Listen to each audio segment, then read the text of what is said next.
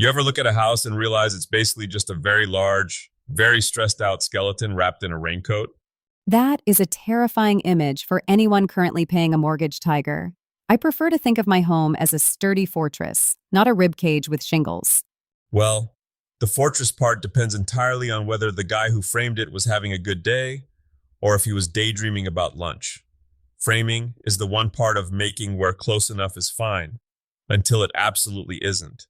People look at a wall and see 2x4s and nails, but it's really a puzzle where every piece is pushing and pulling against everything else to keep the roof from becoming a floor.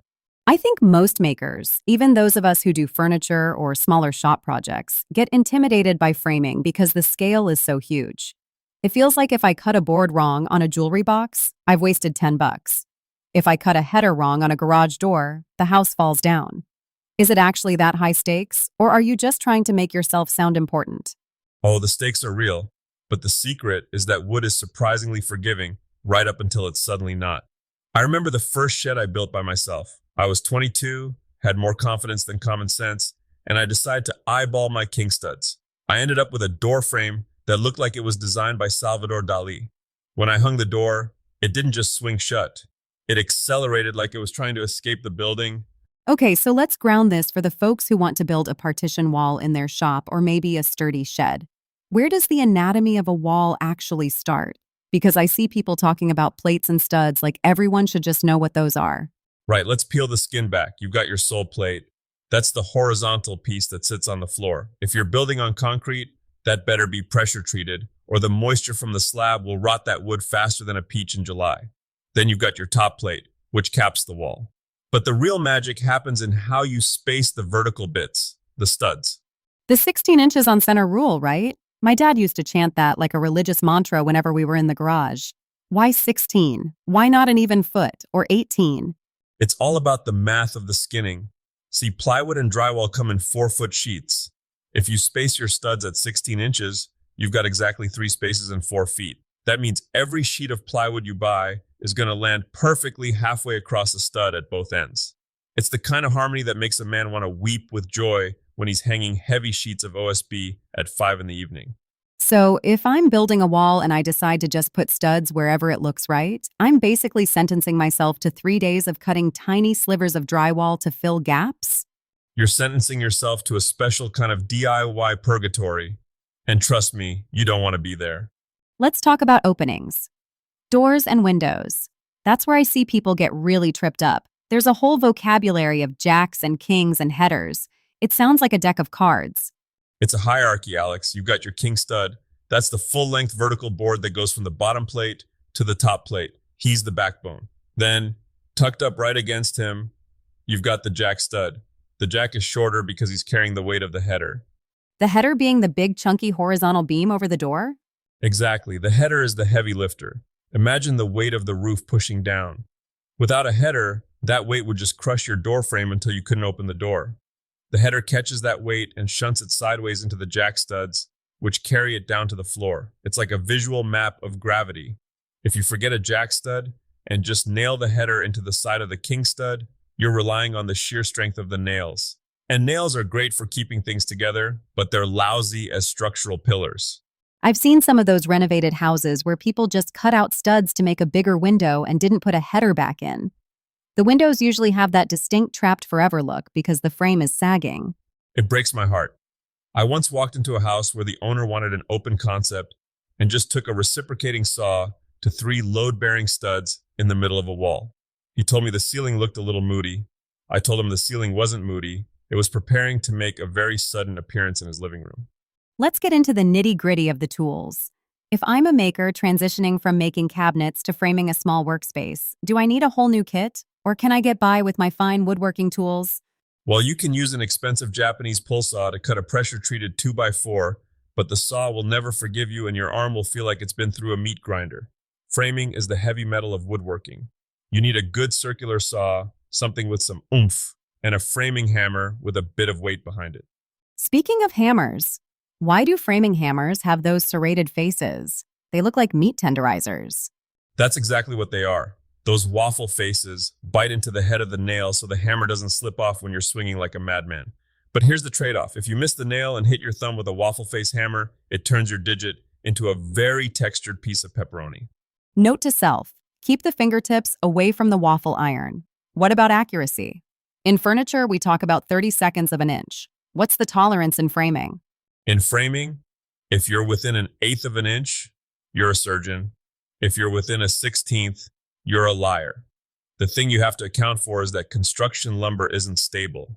That 2x4 you bought this morning is going to twist and shrink as it dries out in your shop. If you try to frame a wall with the precision of a clockmaker, you're going to go insane when the wood starts moving 3 days later. You build it plumb, you build it square, but you leave enough breath for the house to settle. Wait, I've heard you talk about crowning boards. Is that just checking to see if they're bent? Every piece of lumber has a personality, and usually that personality is a bit crooked. If you look down the edge of a board and it bows up like a rainbow, that's the crown. When you're framing a floor, you want all those crowns pointing up. That way, when the weight of the furniture and the people gets added, the boards flatten out. If you put half of them crown up and half of them crown down, your floor will feel like a rolling sea. That accounts for those weird squeaky spots in old houses where you feel like one floorboard is a mountain and the next is a valley. Bingo. Or in a wall, if you don't check the crowns, you'll end up with a wall that has a belly. You try to hang a cabinet on that later and you'll realize the middle of the wall is 2 inches further out than the top. It makes you want to go back to the lumber yard and have a very stern conversation with the trees. I can see you now, shaking your fist at a Douglas fir. Okay, let's talk about the mistake that kills the project before it starts. The out-of-square nightmare. How do you ensure a large wall is actually a rectangle and not a parallelogram? It's the 3 to 4 or 5 rule. Pythagoras was the original framer. If you measure 3 feet on one side and 4 feet on the other, the diagonal has to be exactly 5 feet. Or, better yet, just measure the diagonals of your whole wall frame while it's lying on the ground. If they match, you're golden. If they don't, you give the corner a little persuasion with a sledgehammer until they do. Framing is the only craft where a 5-pound hammer is considered a precision adjustment tool. I love that. Persuasion. It sounds so much more professional than hitting it until it behaves. What's the biggest shop disaster you've had with framing? Give me the one that made you want to walk away and become a professional kite flyer instead. It was a summer cabin project. I was framing the roof rafters, long, heavy spans of 2 by 10. I was working alone, which was my first mistake. I had the ridge board propped up on some temporary bracing that was about as sturdy as a wet noodle. I was trying to nail the third rafter in when a gust of wind caught the whole structure. Oh no, this is the part where everything falls like dominoes, isn't it? Worse, it didn't fall. It folded. The whole roof structure slowly leaned over in slow motion.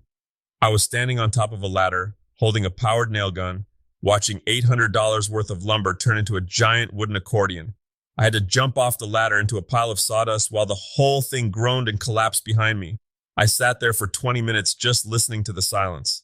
My dog came over and looked at the mess, then looked at me, and just walked away. Even the dog was disappointed. Even the dog. I can't be seen with this guy. What did you learn from that, other than don't trust the wind? I learned that temporary bracing isn't a suggestion. It's the only thing keeping you from a very expensive stack of firewood. Now, when I frame, I overbrace everything. If a hurricane comes through while I'm at lunch, I want the house to still be there when I get back, even if it's just the studs. I think that's the takeaway for a lot of makers. When we transition from the bench to the building, we forget that we aren't just fighting gravity, we're fighting physics on a larger scale.